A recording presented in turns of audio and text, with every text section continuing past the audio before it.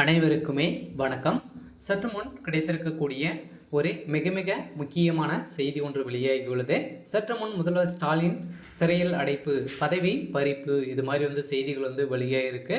So இதை பற்றி தான் இந்த வீடியோவில் நம்ம முழுமையாக பார்க்க போகிறோம். ஸோ முதல்வர் ஸ்டாலின் அவர்கள் பார்த்தீங்கன்னா தமிழகம் முழுவதுமே பார்த்தீங்கன்னா தீவிரவாதத்தை பார்த்தீங்கன்னா தூண்டுவதற்கு அளவிற்கு தான் பார்த்தீங்கன்னா திமுகவுடைய அரசு செயல்பட்டு வருது இல்லையா.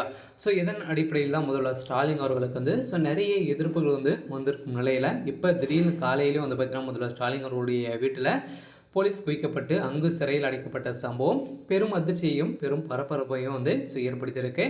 ஸோ இதை பற்றி தான் இந்த வீடியோவில் நம்ம முழுமையாக பார்க்க போகிறோம். ஸோ அதுக்கு முன்னாடி நம்ம சேனலுக்கு இப்போ தான் நீங்கள் முதல் முறையாக வந்திருக்கீங்க அப்படின்னா மறக்காமல் நம்மளுடைய சேனலை சப்ஸ்கிரைப் பண்ணி சப்போர்ட் பண்ணுங்கள்.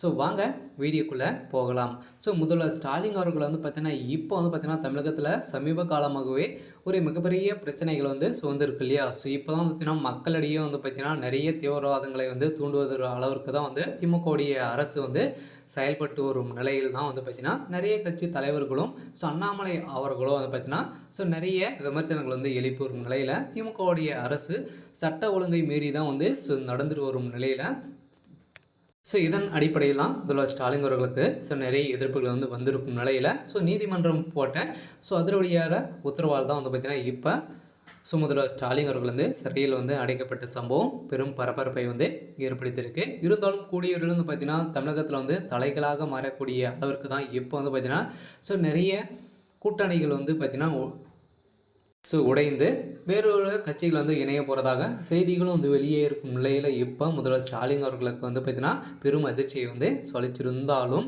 இப்போ ஏற்கனவே செந்தில் பாலாஜி அவர்களும் பார்த்தீங்கன்னா திமுகவுக்கு அயராத உழைச்சிருந்த செந்தில் பாலாஜி அவர்களே வருகின்ற சட்டமன்ற தேர்தலில் பார்த்தீங்கன்னா அவர் கூட்டணியிலிருந்து வெளியே போகிறதாகவும் செய்தி வெளியேறும் நிலையில் தான் பார்த்தீங்கன்னா ஏற்கனவே அனைவருமே வெளியே போனாங்க அப்படின்னா கோபாலபுரத்தினுடைய ரகசியங்களை அனைத்தையுமே பார்த்தீங்கன்னா அமலாக்கத்துறையினர் உண்மைகளை சொன்னாங்க அப்படின்னா முதல்வர்களுடைய நிலைமை இந்த நிலைமை தான் ஏற்படும். இதன் அடிப்படையில் தான் இப்போ சமீப காலமாகவே திமுகவில் ஒரு பிரச்சனை போயிட்டு இருக்கும் நிலையில் இப்போ முதல்வர் ஸ்டாலின் அவர்கள் கைது செய்யப்பட்டு இருக்காங்க. இருந்தாலும் திமுகவில் நிறைய மாற்றங்கள் நடந்துடும் நிலையில் இப்போ காலையிலே பார்த்திங்கன்னா செந்தில் பாலாஜி அவர்களுடைய தம்பி அசோக்குமார் அவர்கள் வெட்டு கத்தியால் வெட்டப்பட்டதாக ஒரு பரபரப்பான செய்தி வெளியேறும் நிலையில் தான். இதன் அடிப்படையில் முதல்வர் ஸ்டாலின் அவர்களுக்கும் இதில் தொடர்புகள் இருக்கலாம் அப்படின்ற மாதிரி தான் பார்த்திங்கன்னா இப்போ பேசப்பட்டு வருகிற நிலையில் தான் முதல்வர் ஸ்டாலின் அவர்களுக்கு நிறைய எதிர்ப்புகள் வந்திருக்கும் நிலையில் இப்போ சிறையில் அடைக்கப்பட்டதாக ஒரு பரபரப்பான செய்தி வெளியாகிருக்கு.